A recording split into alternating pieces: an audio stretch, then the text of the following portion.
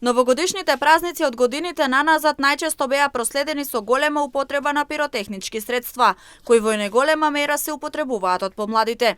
Петарди, огномети и слични пиротехнички средства се огласуваа на самото доаѓање на новата година и беа заштитен знак на 31 декември на полноќ. Меѓутоа, не изостануваат и повредите од истите, кои многу често оставаат трајни последици. Затоа Министерството за внатрешни работи секоја година апелира да нема употреба на пиротехнички средства. Годинава новогодишната ноќ е забранета да се прославува на отворено по плоштадите ширум државата, но тоа не го менува фактот дека истата ќе постои. Од анкетата која ја спроведовме во општина Штип, граѓаните дисциплинирано не користат пиротехнички средства. Ние сме стари, не. Предходните години кога беа децата наши мали купуваа, сега не.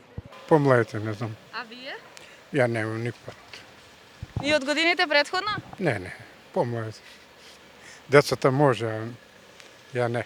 Не, внуките не даваме ние петарди, што без раци ли да остану?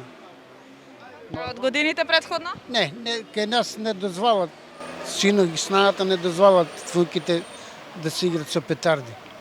Во согласност со ова, од секторот за внатрешни работи Штип, имајќи во предвид дека пред и за време на истите од страна на граѓаните неовластено се набавуваат и употребуваат пиротехнички средства, ги известија граѓаните дека неовластената употреба на пиротехнички средства е казнива согласно Законот за прекршоци против јавниот ред и мир, а може да дојде до предизвикување на тешки последици по здравјето и телото на граѓаните.